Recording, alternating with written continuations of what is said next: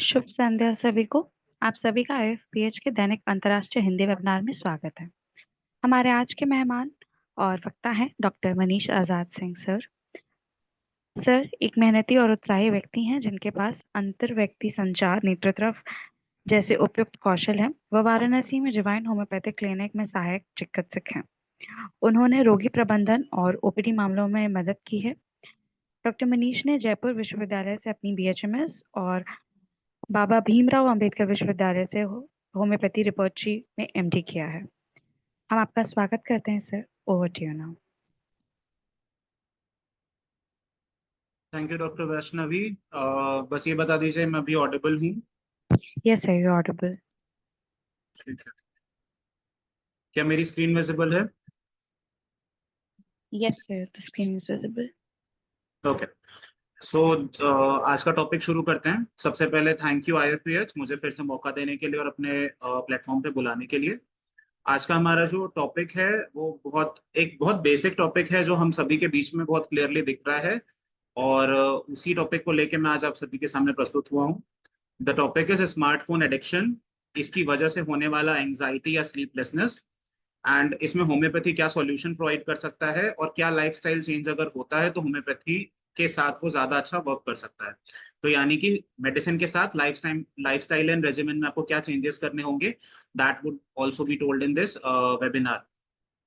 ये comprehensive research based presentation है, तो यहाँ पे जो भी डेटा प्रेजेंट किया जाएगा दैट इज रिसर्च बेस्ड, और जो कि साइलेंट एपिडेमिक जो कि आजकल के पेशेंट्स को और आजकल के लोगों को बहुत ही ज्यादा अच्छे तरीके से प्रभावित कर रहा है, और इसके बारे में डिस्कशन होना जरूरी है।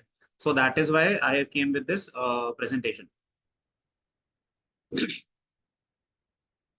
सबसे पहले इस डेटा के बारे में बात कर लेते हैं।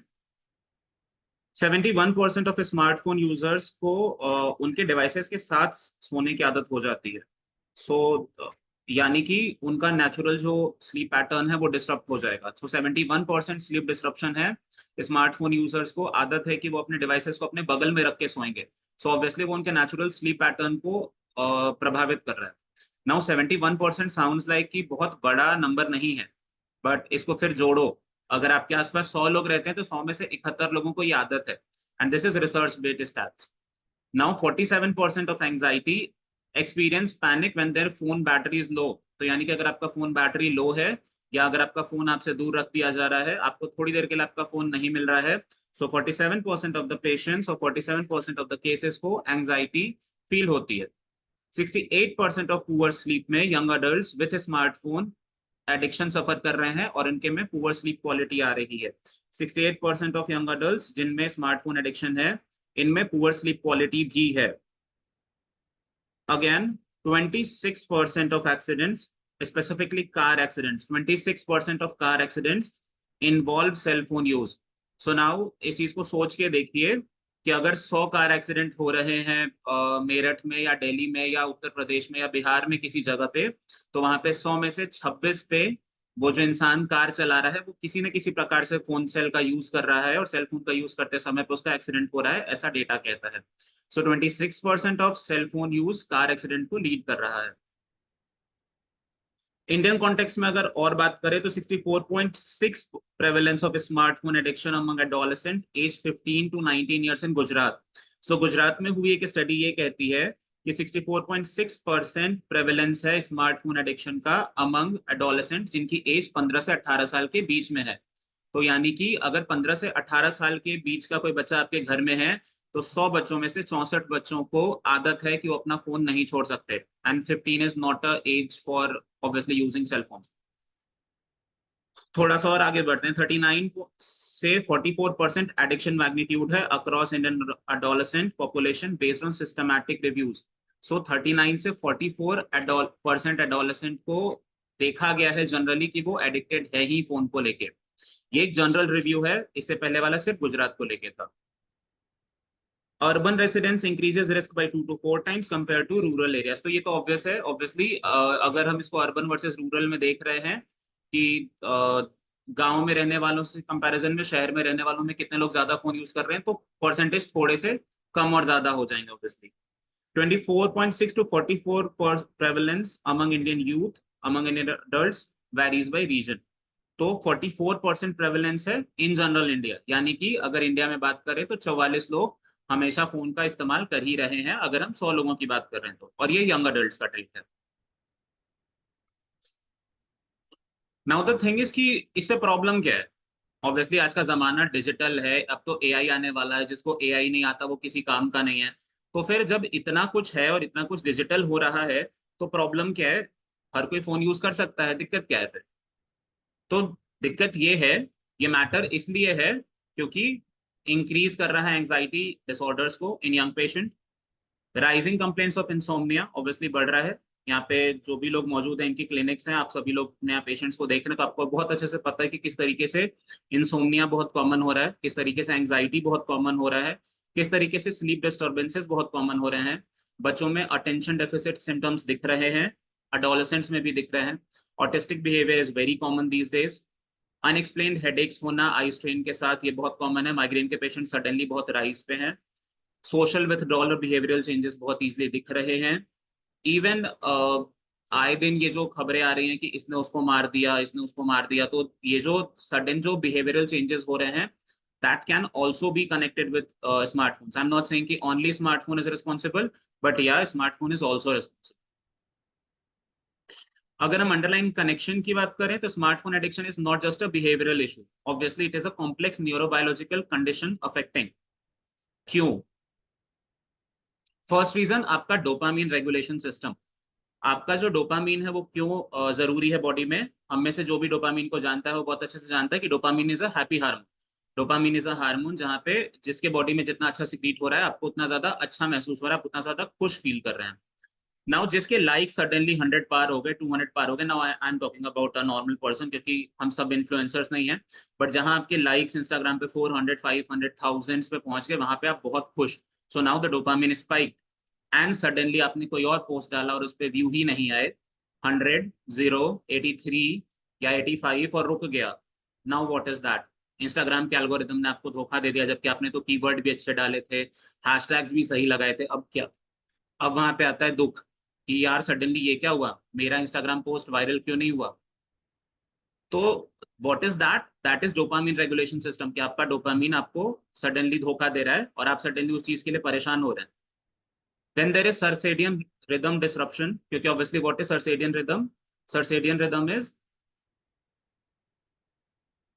टाइमिंग्स के हिसाब से आपका हार्मोनल पीक और हार्मोनल डिसरप्शन। ठीक है, तो सर्केडियन रिदम का डिसरप्शन हो रहा है। आप अगर रात रात भर फोन चला रहे हैं तो आपका मेलाटोनिन उतना अच्छा सिक्रीट नहीं होगा। स्ट्रेस हार्मोन में इंबैलेंस होना obviously, and then neuroplasticity changes हो सकते हैं। न्यूरोबायोलॉजिकल इम्पैक्ट क्या होगा अगर हम इस चीज के बारे में और आगे डिस्कशन करते हैं तो।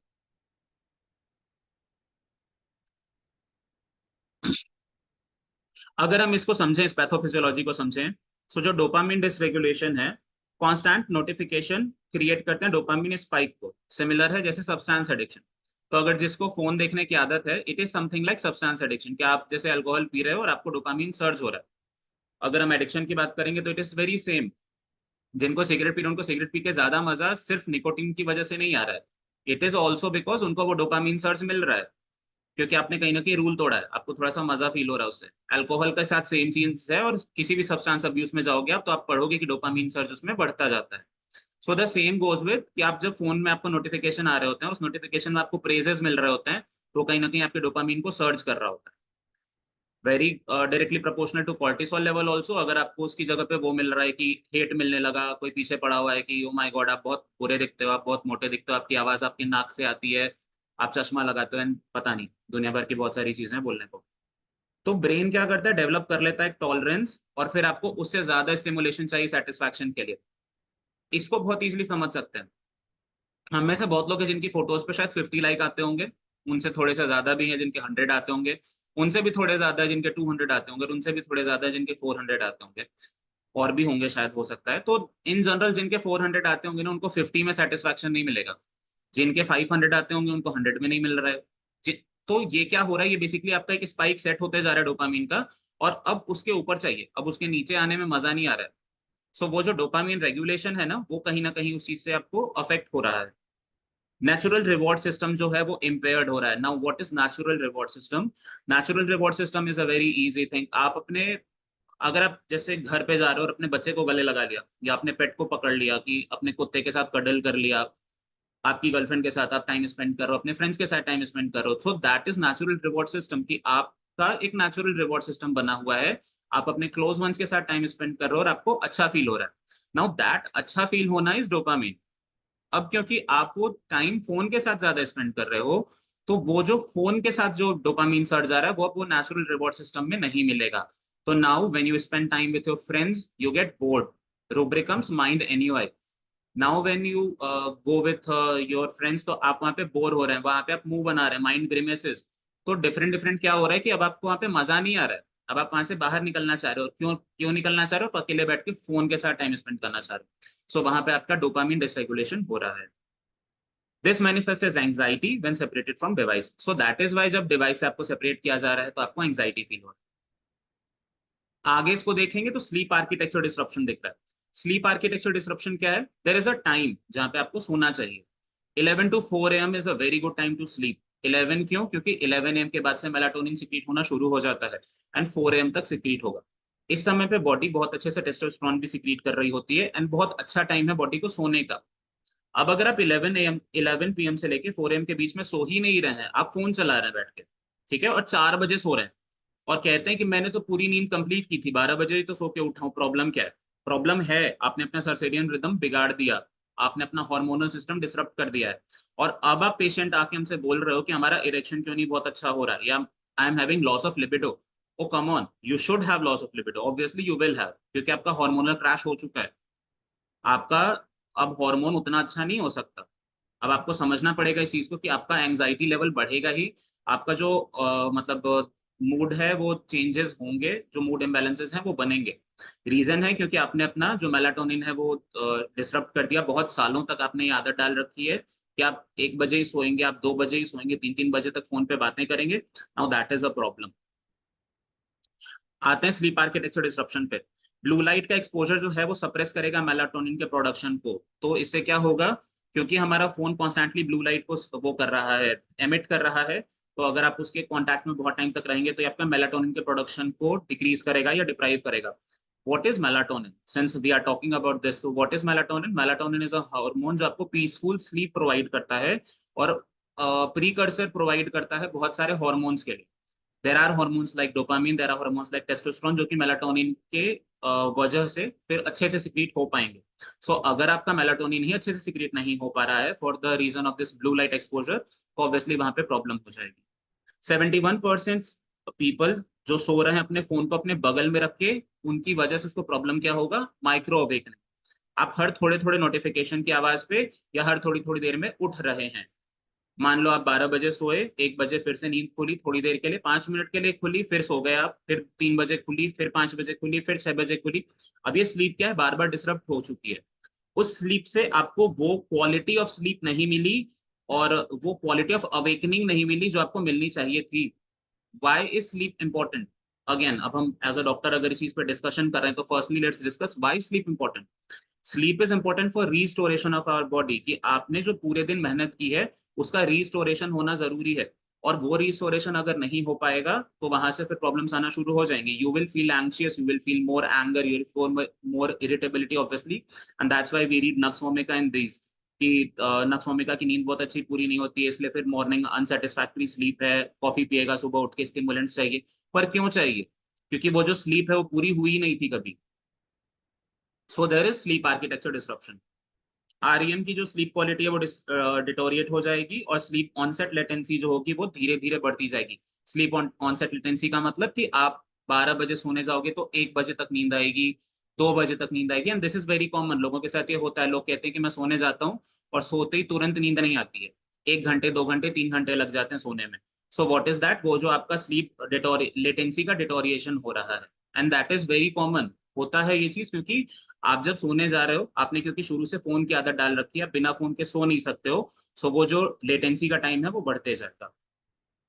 Then there is stress response system, chronic activation of sympathetic nerve system. Why sympathetic nervous? क्योंकि सिंपैथेटिक नर्वस आपको बता रहा है कि आपके आसपास क्या हो रहा है। साउंड आ रहा है, लाइट आ रही है, तो वो कॉन्स्टेंटली आपको बता रहा है, तो वो कॉन्स्टेंटली ट्रिगर कर रहा है आपको, आप जागो। दैट इज वाई नक्स भूमिका इज देयर ना, कि हर छोटा छोटा रिस्पॉन्स जो आता है उससे नक्स भूमिका ट्रिगर हो रहा होता है तुरंत। लाइट जली कहीं से नक्स भूमिका को प्रॉब्लम, साउंड आई कहीं से, बगल में बात कर रहे नक्स भूमिका को प्रॉब्लम होगी। सो इतना सेंसिटिव होना कि आसपास छोटी सी लाइट आ रही है, छोटा सा साउंड आ रहा है, किसी ने परफ्यूम लगा लिया और उस स्मेल से प्रॉब्लम। सो वो छोटे छोटे चीजों से प्रॉब्लम क्यों? क्योंकि आपका स्ट्रेस रिस्पॉन्स सिस्टम जो है वो एक्टिवेटेड हो चुका है। Elevated cortisol level throughout the day. Cortisol किस चीज के लिए इंपॉर्टेंट है? Cortisol is a stress hormone. जैसे dopamine is a happy hormone, cortisol is a stress hormone. So आपका कॉर्टिसोल लेवल हमेशा इंक्रीज रहेगा या स्पाइक रहेगा throughout the day. Hyper vigilance रहेगा, कांस्टेंट अलर्टनेस रहेगी। कांस्टेंट अलर्टनेस की वजह से क्या मिलेगा? कांस्टेंट अलर्टनेस का मतलब हुआ कि अब सिंपल आप हमेशा अलर्ट मोड पे हैं, हमेशा अलर्ट मोड, तो आप सेंसोरियस हो जाएंगे। आप छोटी छोटी बातों को पकड़ रहे हैं, आप छोटे छोटे साउंड पे रिएक्ट कर रहे हैं, आप छोटे छोटे नॉइजेस पे रिएक्ट कर रहे हैं, एंड दैट इज हाउ नक्स भूमिका इज फॉर्म। फिजिकल सिम्टम्स में पैल्पिटेशन होगा, स्वेटिंग होगा और रेस्टलेसनेस होगा। सो यहाँ पे लोग ज्यादा एंशियस हो रहे हैं, उनको पैल्पिटेशन बहुत इजीली आ रहा है, बहुत हैवी प्रोफ्यूज पर्सपिरेशन होगा, और उतना ही इजीली रेस्टलेसनेस होगा। Now we all have seen that this has been very common these days. आजकल के टाइम पे बहुत कॉमन है, लोग आके बोलते हैं कि उनको बहुत प्रोफ्यूज पर्सपिरेशन हो रहा है। ज्यादातर फेस पे होता है, क्यों? क्योंकि आप फेस को लेके ज्यादा कॉन्शियस हो रहे हो, ज्यादातर स्कैल्प में हो रहा है, ज्यादातर नेक पे हो रहा है। ये रीजन बड़ा प्रोमिनेंट हो चुका है आजकल के पर्सपिरेशन पे। Then there is cognitive load theory. Cognitive load theory क्या बोल रही है कि क्योंकि आपका दिमाग ऑलरेडी कहीं और लगा हुआ है, ऑब्वियसली आपके फोन पे, आपके नोटिफिकेशन पे, कि आपका फेसबुक क्या हुआ, आपके इंस्टाग्राम पे कोई मैसेज आया कि नहीं आया, ट्विटर पे आप वायरल हुए कि नहीं हुए। So what is that? वो आपको दे रहा है कॉन्टिन्यूअस पार्शियल अटेंशन सिंड्रोम। आपका ध्यान आधा इधर है और आधा उधर है। Now this I have heard very most ऑफनली, जब आप कपल काउंसलिंग कर रहे होते हो तो वाइफ हमेशा चीजें बोलती है कि हस्बैंड फोन चलाता है और मेरे पे पूरा ध्यान नहीं देता है। दैट इज पार्शियल अटेंशन वाला सिंड्रोम। कि हो क्या रहा है, आप फोन चला रहे हो और हस्बैंड यहाँ पे बोलता है कि नहीं मैं आपकी बातें सुन रहा हूँ। दैट इज पार्शियल अटेंशन, कि आप आधा अटेंशन इधर भी दे रहे हो और आप आधा अटेंशन उधर उधर भी दे रहे हो। तो ये क्या कर रहा है? ये आपके कॉग्निटिव पे, आपके कॉग्निशन सिस्टम पे लोड डाल रहा है। Then there is working memory overload. Obviously आपकी जो वर्किंग मेमोरी है वो दोनों तरफ भाग रही है। आजकल का तो सिस्टम ही पूरा कंप्यूटर पे हो चुका है कि आप पेशेंट का ध्यान दो, फिर पेशेंट की लीड शायद इंस्टाग्राम भी जनरेट कर देगा, शायद गूगल भी जनरेट कर देगा, उस बीच में फोन से भी नोटिफिकेशन आए कि घर पे क्या चल रहा है। तो there are multiple systems around you and all are bothering you. तो आपका ध्यान थोड़ा इधर, थोड़ा इधर, थोड़ा इधर, थोड़ा उधर, सब जगह चल रहा है। And you have to excel in everything obviously, क्योंकि आजकल की लाइफ इतनी कॉम्पिटिटिव है, आपको हर जगह एक्सेल करना है। तो that is also a problem. इस वजह से आपका अटेंशन स्पैन रिड्यूस हो रहा है। क्यों? क्योंकि आजकल के इंस्टाग्राम के जो रील है वो 5-5 सेकंड के क्यों बन रहे हैं, 10 सेकंड, 15 सेकंड? रीजन, आपका अटेंशन स्पैन रिड्यूस हो चुका है, आप एक एक घंटे किसी की बात नहीं सुन सकते। Now compare this with the दादाजी इन होम और दादी जी इन होम, और थोड़ा सा उनसे बड़े अगर कोई है तो उनका अटेंशन स्पैन बहुत अच्छा है, वो एक एक घंटे बैठ के, 45 मिनट्स बैठ के किसी की बातें सुन सकते हैं। And let's talk about me also. मैं दूसरों के बारे में क्या बोलूं, मुझे अभी कुछ दिन पहले सर बिठा के और मीटिंग ले रहे थे, एंड आई वाज लाइक कि यार नींद आ रही है। क्यों? क्योंकि हमारा वो अटेंशन स्पैन रिड्यूस हो चुका है, हम सुनना ही नहीं चाह रहे किसी की बातों को। वी आर लाइक कि नहीं, हमें नहीं सुनना, हम अपने में ठीक है, हमें किसी और की बात नहीं सुननी। हम 5 सेकंड, 10 सेकंड, 15 सेकंड स्क्रोल आगे बढ़ेंगे। जिंदगी बहुत तेजी से चल रही है, 10 सेकंड और बढ़े, आगे बढ़ो, छोटे रील आएंगे। पहले 50-50 के मैचेस होते थे, उससे पहले टेस्ट मैच हुआ करता था, आजकल 20-20। रीजन भी, आपका अटेंशन स्पैन खत्म हो चुका है, आप नहीं देख सकते बैठ के पूरे पूरे दिन मैचेस, नहीं देख सकते। सो वो अटेंशन स्पैन कम हो रहा है लोगों का। And that is why the reason is कि आजकल के टाइम पे ऑटिस्टिक बिहेवियर या फिर attention deficit hyper active disorder जैसे डिसऑर्डर्स धीरे धीरे बढ़ते जा रहे हैं। They are on spike these days. Executive function impairment हो रहा है। नाउ इसमें होम्योपैथी क्या हेल्प कर सकती है, इस चीज पे बात करते हैं। The homeopathic understanding. ऑब्वियसली जब हम इन चीजों के बारे में बातें करेंगे तो हमें इस चीज को ये भी समझना होगा कि मायाजमेटिकली ये चीज कहाँ पे बैठ रही है। अगेन अब इस चीज को समझते हैं, जहां पे कोई पैथोलॉजिकल चेंज नहीं आया वहां पे तो बेसिक सोरा चल रहा है। अब मायाजम को हम बिल्कुल डीप में जाके नहीं देखते, हम सिर्फ ऊपर ऊपर से देखेंगे। सो मायाजमेटिक पर्सपेक्टिव पे अगर देखें तो जब तक सिम्टम्स ऐसे हैं जो कि सिर्फ साइकोलॉजिकल हैं या सिर्फ बिना किसी पैथोलॉजी के प्रेजेंट हैं, जैसे एंग्जाइटी, जैसे रेस्टलेसनेस, जैसे स्लीप डिस्टर्बेंस, जब तक इन चीजों की बातें हो रही होंगी तब तक वो नेचर सोरिक है, एंड प्रीडोमिनेटली सोरिक सिम्टम्स ही देखेंगे। जहां पे कंपल्सिव बिहेवियर होने लगेगा, रिपीटेटिव एक्शंस होने लगेंगे, वहां पे वो टेंडेंसी साइकोटिक में चेंज होना शुरू हो जाएगी। और जब यही चीजें डिस्ट्रक्टिव पैटर्न में चेंज होने लगेगी या सोशल आइसोलेशन में चेंज होने लगेगा, तो वो चीज सिफिलिटिक होने लगेगी। इसको विथ एन एग्जांपल समझते हैं। मान लीजिए एक इंसान है जो फोन को बार बार देख रहा होता है, and now this is a Calcarea car personality, let's see it with this way, ऐसे। तो जब तक अब ऐसा था कि वो फोन को लेके एंग्शियस था कि यार मेरे मतलब आ क्यों नहीं रहा है, लाइक्स क्यों नहीं आ रहे, शेयर्स क्यों नहीं आ रहे, लोग मेरे रील देख क्यों नहीं रहे, मैं यूट्यूब पे वायरल क्यों नहीं हो रहा, why I am not becoming the new Elvish. So obviously आप तब तक सोरिक मैनिफेस्टेशन में हो, आप सिर्फ एंग्शियस हो, आप सिर्फ रेस्टलेस हो, शायद इस वजह से थोड़ी सी नींद डिस्टर्ब हो रही है, and you are in psoric manifestation. लेकिन यहां से जिस तरीके से कोरोना स्पाइक हुआ और अब आपके अंदर आया एंजाइटी डिजीज, कि मेरे अंदर इंपेंडिंग डिजीज तो नहीं हो गई है, फियर ऑफ इन्फेक्शियस डिजीजेस, अब आया कैलकेरिया कार्प का पूरा निकल के, क्यों माय गॉड अब मैं डर रहा हूँ, अब मुझे डिजीज तो नहीं हो रही है, अब मैं बार बार अपना हाथ धुल रहा हूँ, क्योंकि इंस्टाग्राम के रील पे दिख रहा है कोरोना इज स्पाइकिंग, कोविड धीरे धीरे बढ़ रहा है, कोविड दिल्ली में इतने लोगों को मार चुका है, लोग बार बार अपने हाथ पे सैनिटाइजर लेके घिस रहे हैं। What is that? That is आप उस चीज से डर के कंपल्सिव बिहेवियर और रेपिटेटिव एक्शंस करने लगे हो। Now that is psychotic action, और आपने अपने अंदर साइकोसिस को जगह दे दी। आप उस चीज से डर के अपने साइकोसिस के आगे घुटने टेके और साइकोसिस ने जगह ले ली, दैट इज साइकोटिक टेंडेंसी। अब इसकी वजह से क्या करोगे, मान लो आप सिफिलिटिक नेचर में घुसने लगे, मतलब आपने कोविड से बचने के लिए बिल्कुल अपने आप को आइसोलेट कर लिया, अब मैं सिर्फ फोन के साथ रहूंगा, कोई मेरे आसपास मत आना, कोई मुझसे बात मत करो, सब मुझसे दूर रहो। जब तक ये फिजियोलॉजिकल लेवल पे है, obviously that is physiological, but जब ये इतना हो जाए कि नहीं, अब वो सच में डरने लगा लोगों से, अब वो सच में दूर हो चुका है, अब उसको कमरे के बंद ही रहना पसंद है, now that is syphilitic element, और वहां पे फिर सोशल आइसोलेशन दिखने लगेगा।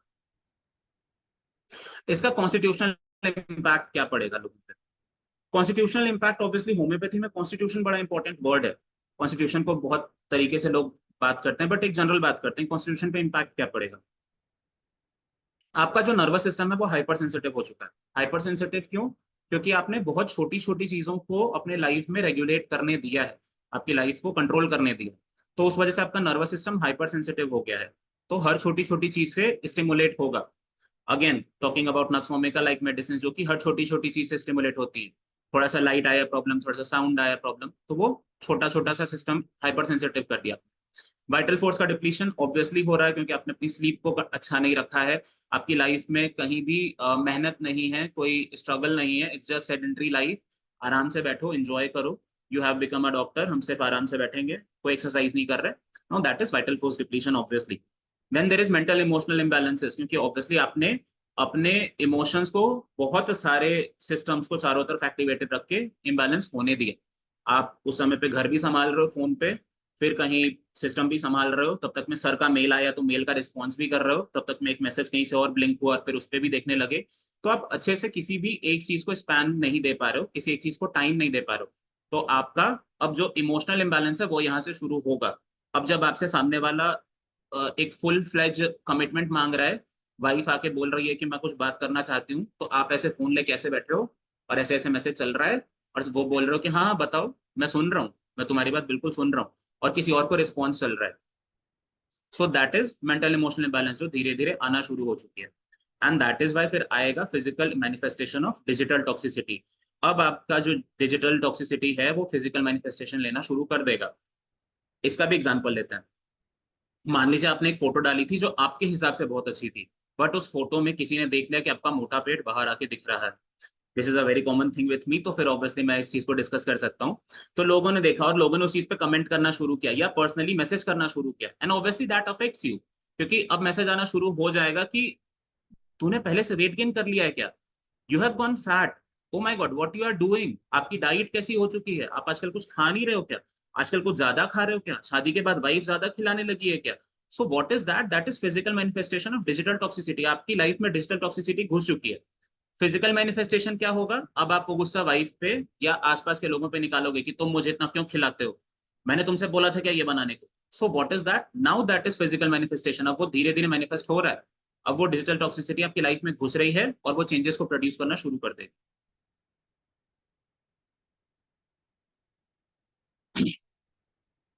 ड्यूरिंग प्रैक्टिस हमारा काम क्या है? हम आइडेंटिफाई करेंगे कि स्मार्टफोन एडिक्शन कितना है।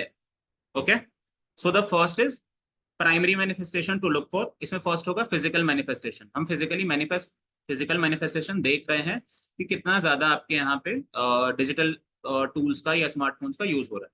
The first would B frequent headache, obviously, जहाँ पे स्पेशली फ्रंटल या टेम्पोरल रीजन के जो हेडेक्स होते हैं ये डिजिटली मतलब कोरिलेटेड हो सकते हैं। तो अगर किसी को बार बार फ्रंटल रीजन में या टेम्पोरल रीजन में हो रहा है तो have a look out for your मतलब डिजिटल टूल्स की, कहीं ऐसा तो नहीं कि आप बार बार फोन के चारों तरफ हैं और फिर आप कंप्लेन कर रहे हैं कि आपको फ्रंटल एरिया में या टेम्पोरल एरिया में हेडेक हो रहा है। So first would be that. Second, eye strain होना, ड्राई आईज होना, विजन का प्रॉब्लम होना, that can also be a physical manifestation कि आपका स्मार्टफोन एडिक्शन हो सकता है। There is a term named tech neck. Tech neck is what कि आप पूरे टाइम क्योंकि ऐसे बैठे हुए और सिस्टम को वर्क कर रहे हो, तो व्हाट इज दैट, नेक और शोल्डर के हिस्से में टेंशन होना, तो आपका जो नेक रीजन है और शोल्डर रीजन है वो स्टिफ हो चुका होगा। ठीक है, so that is called tech neck. आजकल धीरे धीरे सर्वाइकल भी, आजकल तो क्या सर्वाइकल बहुत अच्छे से रैम्पेंटली बढ़ चुका है काफी, तो नेक एंड शोल्डर टेंशन उस वजह से काफी कुछ रेज्ड भी है, तो वो चीज हमें देखनी पड़ेगी। Then there is sleep disturbances and insomnia. Obviously जैसा मैंने बोला 71% ऑफ पेशेंट जो है वो कि अपने आसपास फोन लेके ही सोते हैं, तो 71% लोगों में से किसी ना किसी को, ऑब्वियसली 50% को या 45% को या 40% को स्लीप डिस्टर्बेंसेज होने का प्रॉब्लम होने का चांस रहेगा। और insomnia that is wise very on rise, very on peak. लोगों को दिख रहा है कि उनकी स्लीप बहुत अच्छी नहीं है, अब क्वालिटी वो नहीं रही स्लीप की। And then there is restlessness and agitation when phone availability, when phone is unavailable। तो रेस्टलेसनेस और एजिटेशन बढ़ गया, ये ज्यादातर बच्चों में भी दिखता है, छोटे छोटे बच्चे जिनको फोन का बहुत अच्छा बहुत इजी एक्सेस मिलता है, ऐसे वीडियोस बहुत कॉमन है कि वहां पे वो एजिटेशन शो कर रहे हैं। Now what is mental emotional sign, यहाँ पे मेंटल और इमोशनल साइन क्या दिखेगा। First is anxiety. What, why anxiety, अगर आपकी फोन की बैटरी डेड होने लगी और आप मेट्रो में बैठे हो, टेंशन आना शुरू, ओ माय गॉड अब मैं कैसे जाऊंगा, कैसे वर्क करूंगा, क्योंकि अब तो डिजिटल मनी भी आ चुका है, लोग वॉलेट कैरी करना बंद कर चुके हैं, लोगों ने पर्स रखना अपने आप को, पहले क्या होता था लोग आइडेंटिफाइंग कार्ड रखते थे कि अगर मेरा एक्सीडेंट हो गया तो आप आइडेंटिफाई कर सकते हो इस कार्ड के थ्रू। आजकल नहीं हो सकता, अगर आपने फोन पे पासवर्ड लगा रखे हैं, फोन ऑन नहीं हुआ तो कोई नहीं पहचान सकता आपको। तो डिजिटल मनी हो चुका है, डिजिटली पहचान भी हो चुकी है, सब कुछ फोन में ही है, अगर फोन वर्क नहीं किया तो आप किसी काम के नहीं। सो द एंग्जाइटी राइजेस कि ओ माय गॉड मेरा फोन का बैटरी डेड हो रहा है, अब मैं क्या करूं। कंपल्सिवली आप बार बार चेक करोगे फोन को, फेसबुक पे नोटिफिकेशन डाला था, एक रीसेंट पोस्ट डाली थी मेरी फोटो को, कितनी लाइक आई, तो बार बार आप कंपल्सिवली चेक कर रहे हो, बार बार देख रहे हो, अच्छा 5% हो गया बैटरी, ओ माय गॉड अभी 4% हो गया, अभी तो देखा था। फिर आप कर्ज करो किसी को, क्या 3% हो गया, ओ माय गॉड अब तो बंद ही हो जाएगा, मैं घर नहीं पहुंच पाऊंगा। So that is compulsive checking behaviour. Then there is fear of missing out. आपके फ्रेंड्स सडनली, आप एक ग्रुप बना चुके हैं व्हाट्सएप पे जिसपे वो डिस्कशन कर रहे हैं, और आपको आपकी मम्मी ने बोल दिया कि जाओ वहां से दूध का पैकेट लेके आओ। अब बच्चा कह रहा है कि नहीं मैं तो नहीं जाऊंगा, मेरे friends they are having a happening discussion on that WhatsApp group, और आप मुझसे चाह रहे हो कि मैं जाके दूध लेके आऊं, बिल्कुल नहीं हो सकता।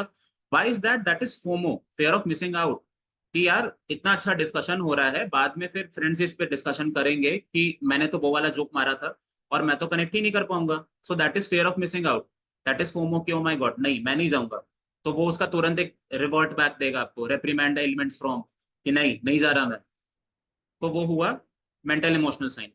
Difficulty concentrating on non digital task. Obviously जब आप पूरा टाइम डिजिटलाइज होते जाओगे तो नॉन डिजिटल टास्क का बोरिंग लगने लगेंगे। आजकल के टाइम पे फिर वही होता है, आप देखो अपने चारों तरफ के लोगों को कि लोग कितना ज्यादा कॉपी और पेन से भाग रहे हैं। मैम मुझे बार बार बोलती है कि आप कॉपी पेन पे नोट्स बनाओ, और आई एम लाइक कि नहीं मैं फोन में नोट्स बना लूंगा बट कॉपी पेन पे बड़ा मुश्किल होता है, and she constantly reminds me. And अब धीरे धीरे मुझे आदत पड़ चुकी है कि हाँ, because copy pen is more activated, हमेशा आपके टेबल पे रहेगा आपके सामने। फोन पे आप कभी ध्यान दिए तो दिखा, नहीं दिए तो नहीं दिखा। आजकल के जमाने में व्हाट्सएप के मैसेजेस भी प्रायोरिटी के हिसाब से, कुछ लोगों के मैसेजेस हम चेक कर लेते हैं, कुछ के बिल्कुल छोड़ देते हैं कि नहीं देखना। कुछ ग्रुप्स हैं जिनके मैसेजेस को देखना ही नहीं है, उस पर 84 85 105 हमेशा रहते ही हैं। और क्या रहते हैं, good morning good afternoon good evening के मैसेजेस होते हैं बहुत सारे, हम नहीं छूते उनको, बिल्कुल देखते ही नहीं है। तो that is also priority set. तो हम नॉन डिजिटल टास्क पे अपना कॉन्सेंट्रेशन नहीं लेके जा पा रहे। अब इसमें बिहेवियरल इंडिकेटर्स क्या दिखेंगे। बिहेवियरल इंडिकेटर्स ये हैं कि कुछ लोग बिल्कुल सुबह उठे और उठते से सबसे पहले फोन चाहिए। Now when we talk about Hinduism then there is कि आप पहले अपना हाथ देखो, देन जमीन के पैर छुओ। ऑब्वियसली देयर आर थिंग्स जो कि आपको सिखाए गए हैं and that is very good, और मैं बिल्कुल इस चीज की रिस्पेक्ट करता हूँ क्योंकि ऑब्वियसली ये चीज अच्छी सिखाई गई है। But now the habit is changing, अब लोग उठते ही सबसे पहले फोन देखेंगे, लोग उठते ही सबसे पहले ये देखेंगे कि मेरे कितने नोटिफिकेशन आए, कितने लाइक्स बढ़े, फॉलो बढ़ा कि नहीं बढ़ा पहले से। सो that is using phone immediately upon waking. Checking phone during meals और कॉन्वर्सेशंस, आप बहुत इंपॉर्टेंट कॉन्वर्सेशंस कर रहे हैं और उसमें बीच बीच में फोन चेक कर रहे हैं। फैंटम वाइब्रेशन सिंड्रोम, सडनली लगा कि फोन पे कोई नोटिफिकेशन आया क्या, खोल के देखा तो नहीं, कोई नोटिफिकेशन नहीं आया था, that is phantom vibration syndrome. Then declining academic और वर्क परफॉर्मेंस, ऑब्वियसली जब आपका ध्यान 10 जगह बटा रहेगा तो आपका जो वर्क परफॉर्मेंस है वो डिक्लाइन होगा। ओके, सो यहाँ पे एक पार्ट छूट रहा है तो मैं उसको, मतलब आपको स्लाइड में नहीं दिखेगा बट मैं पूछ लेता हूँ, ऐसे ही बता देता हूँ। So there is an assessment tool जो हम यूज कर सकते हैं। असेसमेंट टूल, आप जब क्लिनिकल इंटरव्यू ले रहे हैं, क्वेश्चंस पूछ रहे हैं लोगों से, तो इन चीजों को क्लियरली पूछिए कि आपका फोन का जब बैटरी डाई हो रहा होता है उस समय पे आप कैसा फील कर रहे होते हैं। या ऐसे पूछिए कि do you check your phone first thing in the morning, क्या आप सुबह उठते ही सबसे पहले अपना फोन चेक करते हैं। अगर कोई आपके पास आ रहा है इन सिम्टम्स के साथ, जैसे कि शोल्डर, जैसे हम टेक नेक डिस्कस कर रहे थे, या हम इंसोम्निया डिस्कस कर रहे हैं, या हम एंजाइटी डिस्कस कर रहे हैं, या फ्रीक्वेंट हेडेक्स डिस्कस कर रहे हैं, विजन की प्रॉब्लम डिस्कस कर रहे हैं, तो अगर ऐसा पेशेंट आता है और आप मेडिसिन में कंफ्यूज हैं कि रूटा देना है या नक्सोमिका देना है या फॉस्फोरस देना है, तो पहले सवाल ये पूछिए कि आपका फोन से कितना लगाव है, आप अपने फोन से कितना एडिक्टेड हैं। क्योंकि हम फिजिकल जनरल्स पूछते हैं, तो हम स्लीप पूछते हैं, हम उनका रूटीन पूछ रहे होते हैं, तो ऑब्वियसली एक बार फोन भी पूछ के देखिए कि आप अपने फोन से कितने अटैच्ड हैं। How often do you check your phone per day, नीचे एक डेटा लिखा हुआ है कि नॉर्मल लोग अपना phone 96 times per day check करते हैं, और जो लोग एडिक्टेड होते हैं वो 150 टाइम्स से ज्यादा चेक करते हैं। This is a data bye a research, not from me. So obviously इस चीज को ध्यान दीजिए कि आप दिन में कितनी बार चेक कर रहे हैं, आपको खुद ही पता चल जाएगा। Do you sleep with your phone next to your bed, ये चीज पूछिए कि क्या आप अपने बगल में फोन रख के सो रहे हैं, कहीं ऐसा तो नहीं उसकी वजह से आपका स्लीप पैटर्न डिस्टर्ब है। Have you notice changes in your sleep patterns, क्या आपने अपने स्लीप पैटर्न में चेंजेस नोटिस किए हैं। ये चीजें देखिए, इन चीजों को पूछिए, इन चीजों की वैल्यू है, जरूरत है। फिजिकल एग्जामिनेशन में भी फोकस चेक कर सकते हैं आप कि पोस्चर असेसमेंट को देखिए, अगर बार बार ऐसे आगे झुक के बैठा हुआ है पेशेंट, तो आप उससे पूछिए कि आप वर्क कैसा कर रहे हैं।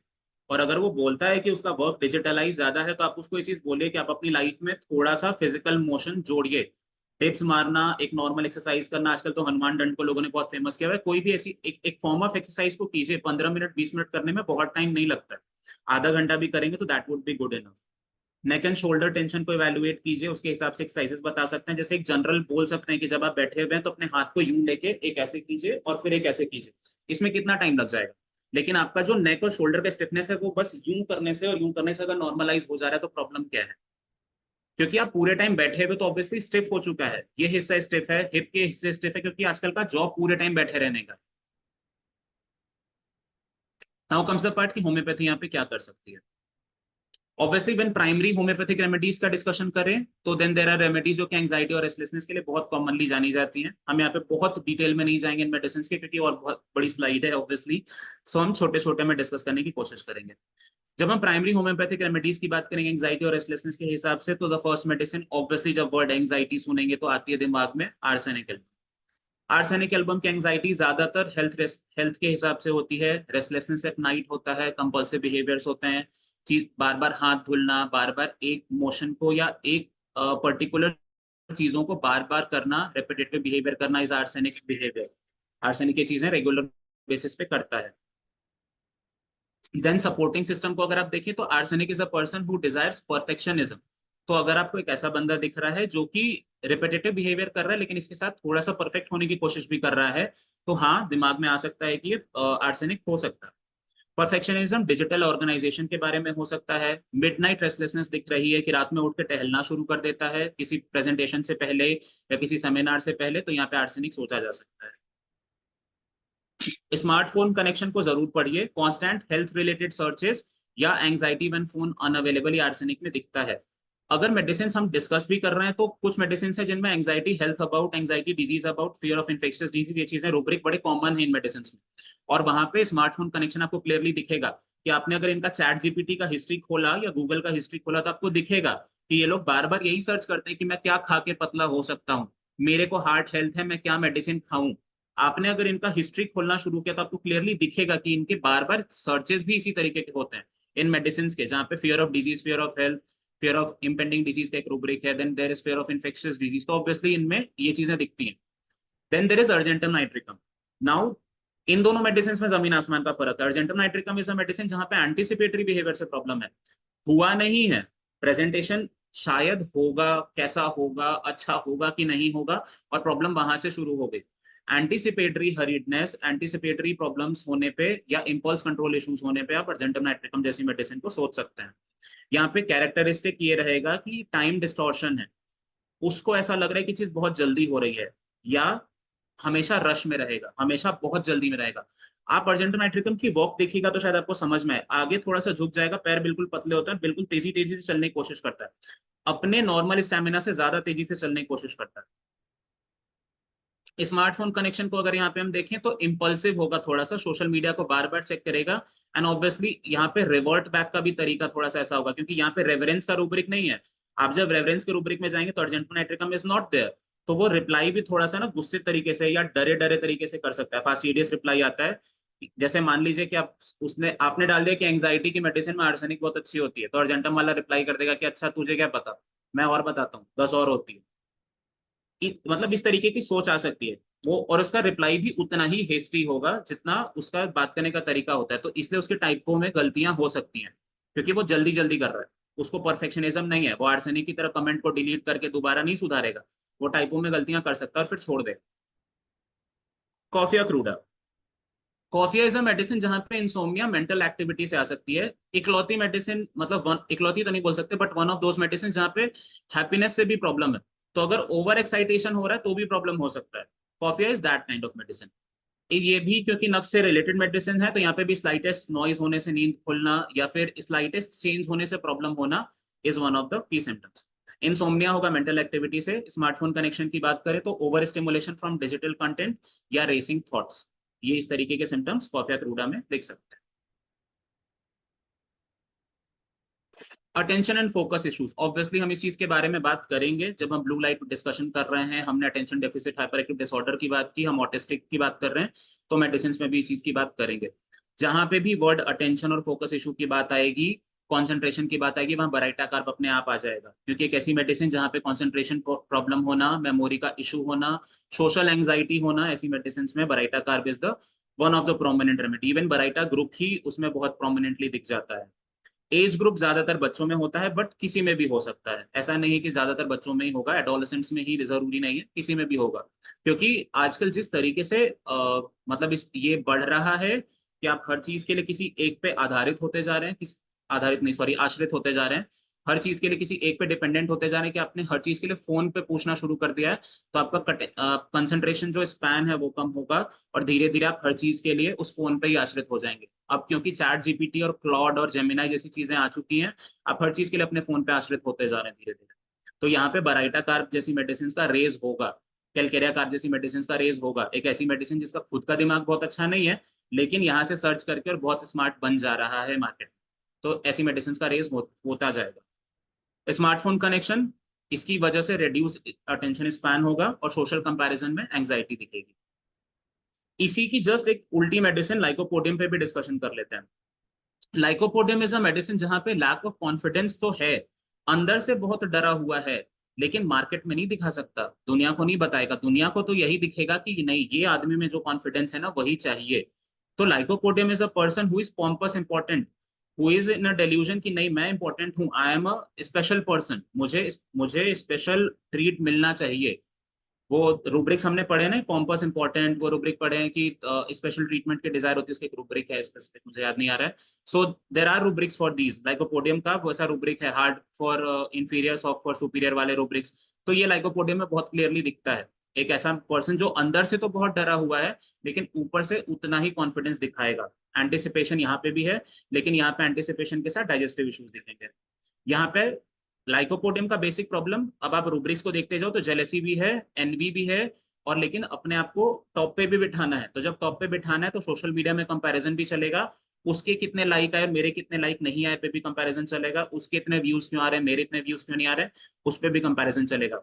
वो पहले टाइड का प्रचार आता था ना कि उसकी शर्ट मेरी शर्ट से ज्यादा सफेद कैसे, वहां पे लाइकोपोडियम जैसी मेडिसिन को आप सोच सकते हो, क्योंकि यहाँ पे प्रॉब्लम ही जेलेसी या एनवी है, कॉम्पिटिशन है, उसको अपने सोशल पे मतलब उसके दिमाग में कंपटीशन चल रहा है हमेशा, और वो हमेशा वो बना के चले। Homeopathic remedies for sleep disturbance, इस मेडिसिन का नाम हम शुरू से लेके चल रहे हैं, तो ऑब्वियसली इस पे डिस्कशन करना तो मस्ट है। डिजिटल डिटॉक्स की जितनी बार बात करेंगे, nux vomica is a medicine जो जरूर आनी चाहिए। क्योंकि जितना भी हम अपनी नॉर्मल लाइफ को, अपनी मेटिकुलस लाइफ को छोड़ के और डिजिटली उस पे ज्यादा डिपेंडेंट होते जा रहे हैं, फोन पे या स्मार्टफोन्स पे या लैपटॉप्स पे, नक्सोमिका इज अ रेमेडी जो जरूर आएगी, क्योंकि यहाँ पे सेडेंट्री लाइफ से एग्रावेशन होगा। यहाँ पे मतलब इरिटेबिलिटी, डाइजेस्टिव सिस्टम में प्रॉब्लम होना, एसिडिटी ज्यादा होना, स्टिमुलेंट्स के डिजायर होना, इन सब चीजों में nux vomica is a prime remedy जो कि दिमाग में जरूर आनी चाहिए।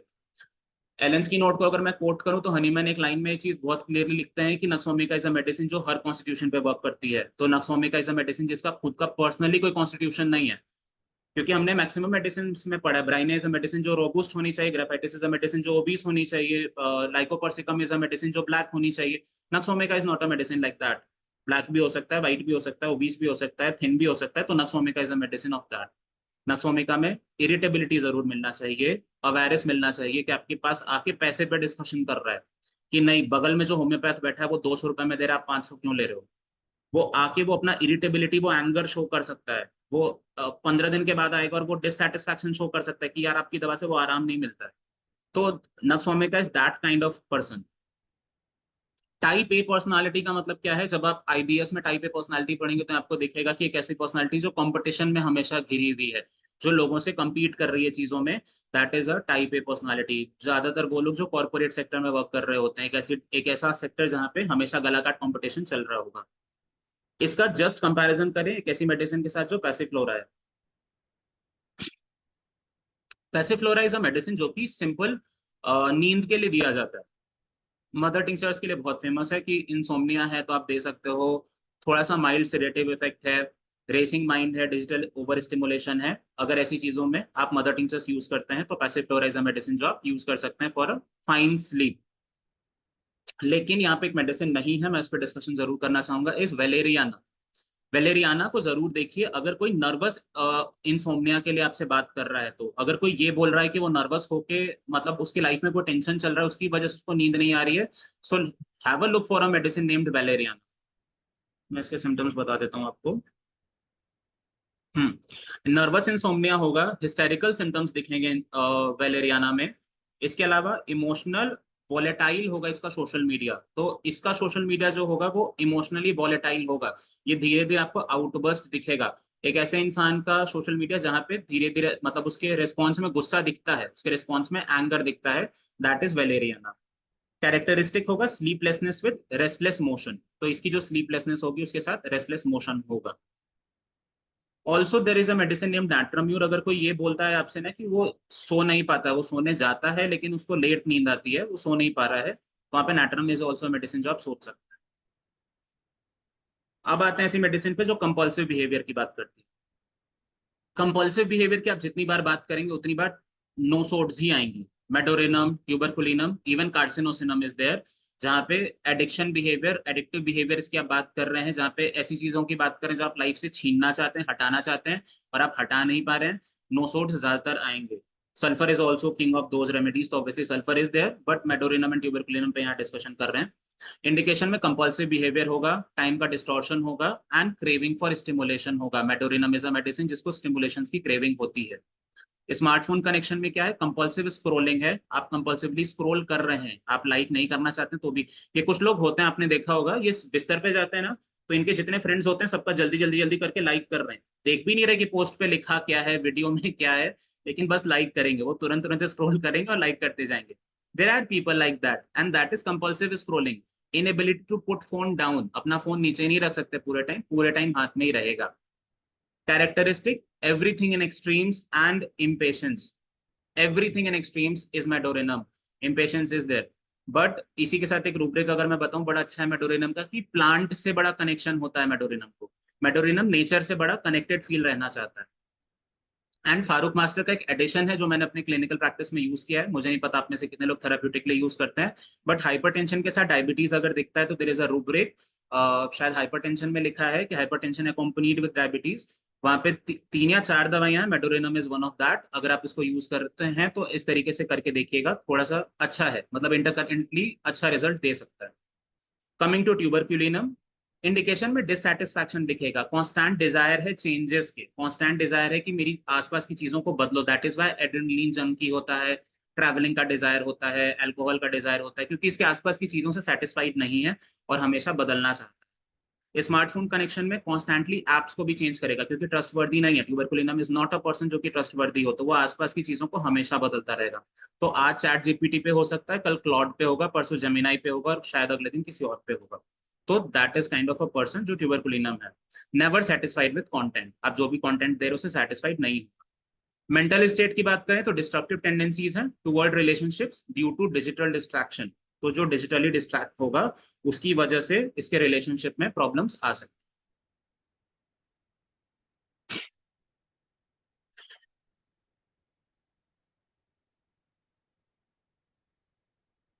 यहाँ पे जब हम कार्सिनोसिनम जैसी मेडिसिन का नाम लेंगे तो कार्सिनोसिनम इज अ मेडिसिन जिसकी टेंडेंसीज ज्यादातर ऐसे वर्क में होती हैं जो एडिक्शन की तरफ बढ़ती हैं।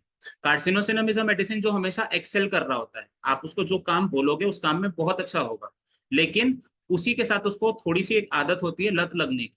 वो जो वर्ड लत है वो कार्सिनोसिनम में बड़ी क्लियरली दिखती है कि उसको लत लग सकती है और बहुत इजीली, तो आसानी से इन्फ्लुएंस हो सकता है चीजों में। अब जब हम होम्योपैथी वाला पार्ट पढ़ चुके हैं तो अब ट्रीटमेंट प्रोटोकॉल पे आते हैं। एक सेकेंड।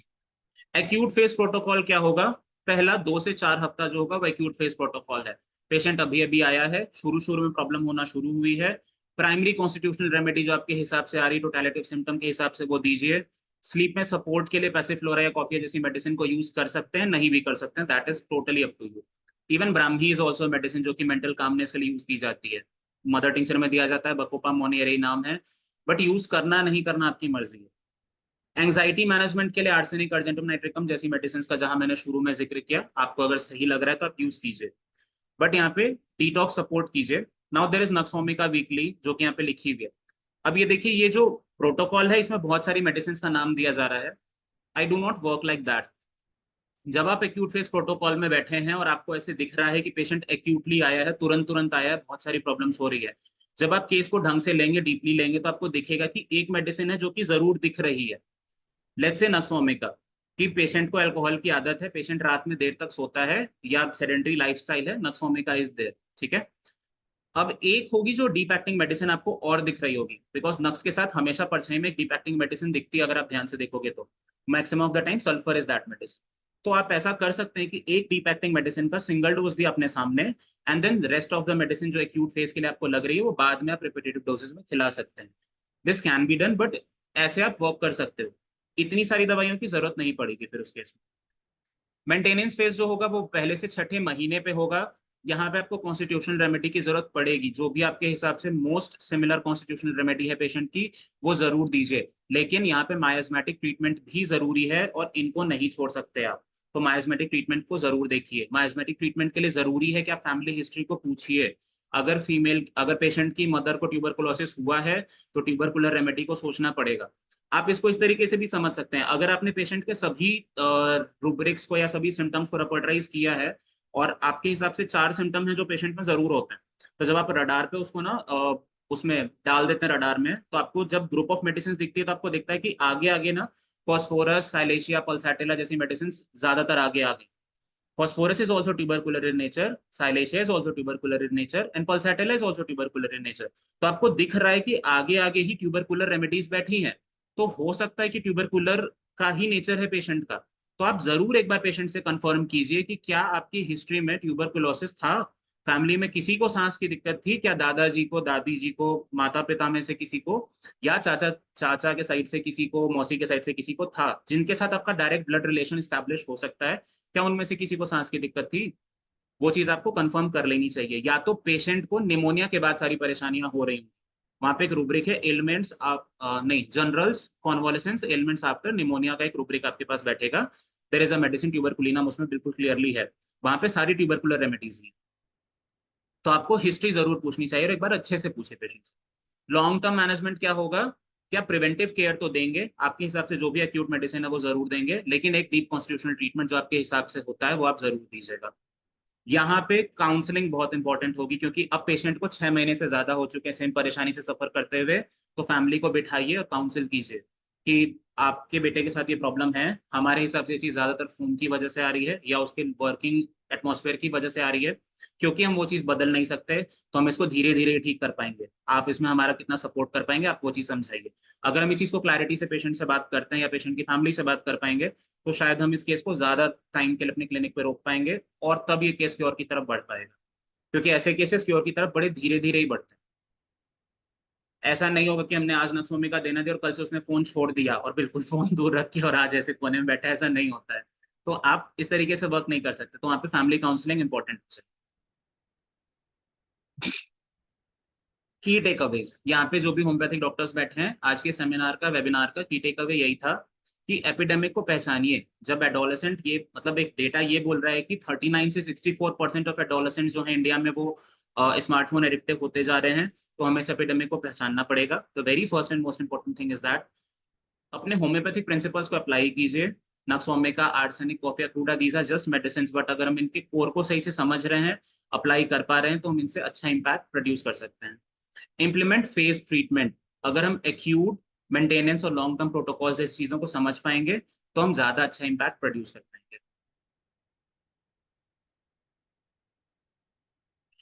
यहाँ पे अब कुछ डिजिटल मतलब एक कुछ नॉर्मल चीजें जो आप अपने पेशेंट को डायरेक्टली बोल सकते हैं ताकि वो अपना हार्मोनल बैलेंस कर सके। यहाँ पे होम्योपैथिक मेडिसिन का डिस्कशन नहीं होगा। अब दो स्लाइड और बची है।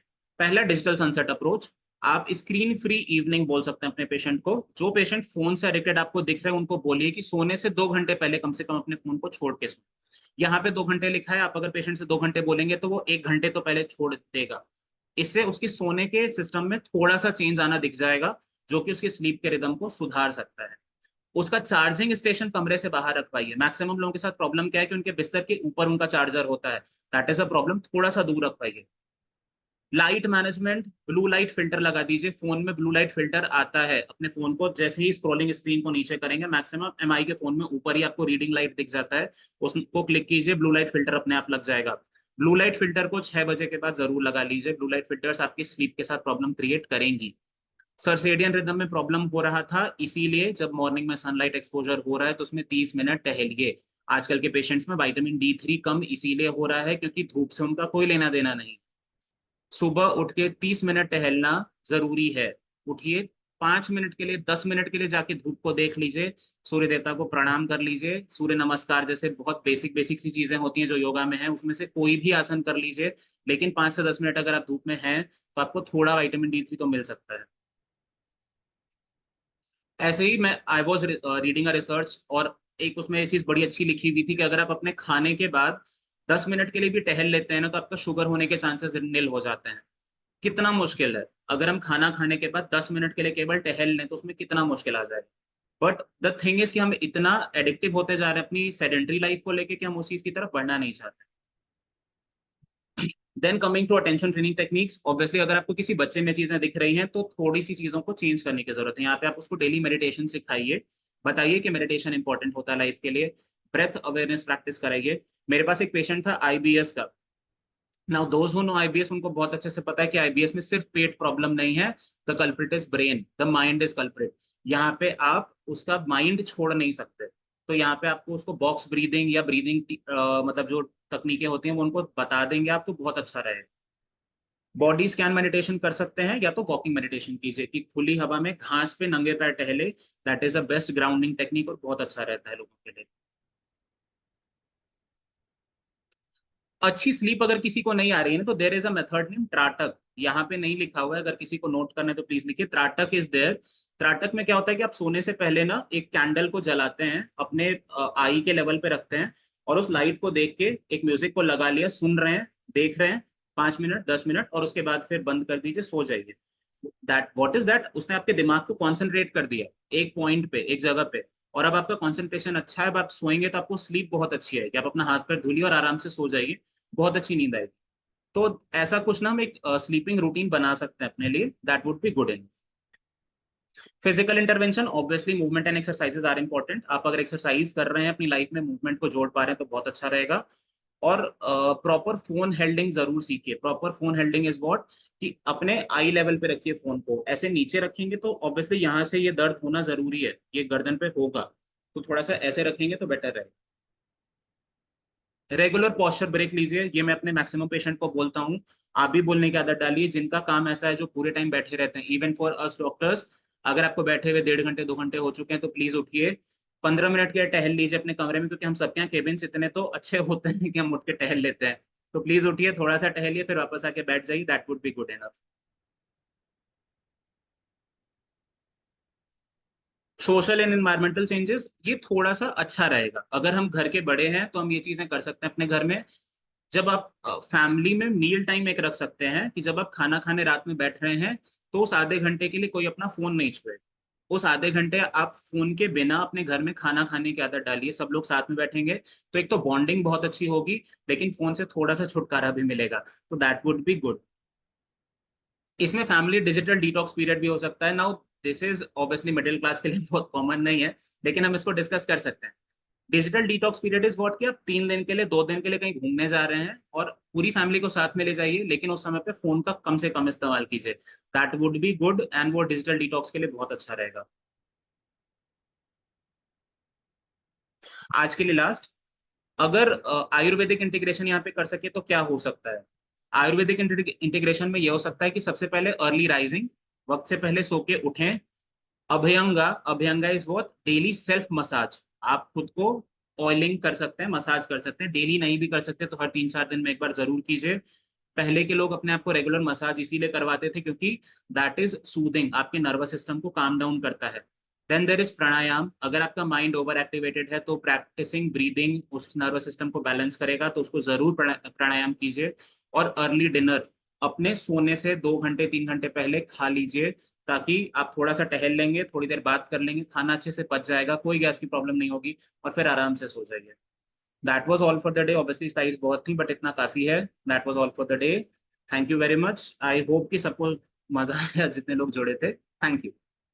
अगर किसी का कोई सवाल है तो आप प्लीज पूछ सकते हैं। Nice webinar, thank you very much, thank you very much. I hope आपको पसंद आया हो। It's true and excellent presentation, thank you sir, thank you very much, this means a lot, thank you. Thanks for such a informative session, thank you ma'am, thank you very much. Thank you doctor Dhanesh ji and हमारे Venugopal sir, doctor बहुत बहुत प्रणाम and congratulation doctor Manish Azad. Thank you very sir. Nice, excellent session, बहुत अच्छा life style का आपने advice दिया, बहुत बढ़िया लगा एक्सरसाइज के लिए। और जो है स्मार्टफोन से हम कैसे बच सकते हैं इसका भी सलाह दिए। तो हमारा एक 5 सलाह है। Aphoristic style, organon of medicine aphoristic style में लिखा गया है। तो एक एप्रोस्टिक स्टाइल एक्सरसाइज पहला है 15 minute walking and 1 minute jumping upward, ऊपर उछलिए, और एक ही साथ दोनों होगा, नीचे गिरिए। और फिर 5 मिनट फैलना, हाथ को ऐसे ऐसे फैलाएं, और 5 मिनट सिकुड़ना, एक ही साथ होगा, फैलाएंगे तो सिकुड़ेगा, फैलाएंगे तो सिकुड़ेगा। यह जो काम करेगा उसकी वाइटलिटी स्ट्रांग होगा, और हर चीज से नींद भी बहुत स्ट्रांग आएगा। तो थैंक यू बहुत सर। बहुत धन्यवाद, बहुत बहुत धन्यवाद Manish ji. Thank you sir, thank you. Very very Anita ji आप पूछ रहे हैं कि बुक ऑफ फारूक सर बता दीजिए। मैम मैंने जो आपको रूब्रिक बताया था दैट इज फ्रॉम रडार, मैंने सिंथेसिस से ही लिया हुआ था, तो इसलिए मैंने उनकी कोई बुक अभी तक पढ़ी नहीं है। इफ यू वांट तो मतलब हम अगले वे उससे पे डिस्कशन कर सकते हैं, बट मैंने अभी डायरेक्टली उनकी कोई बुक ऐसी पढ़ी नहीं है जो मैं आपको सजेस्ट कर सकता हूँ। मेरा number it is 7355031075। Okay. Thank you, Dr. Manish, for an excellent session thank you in sir. evening.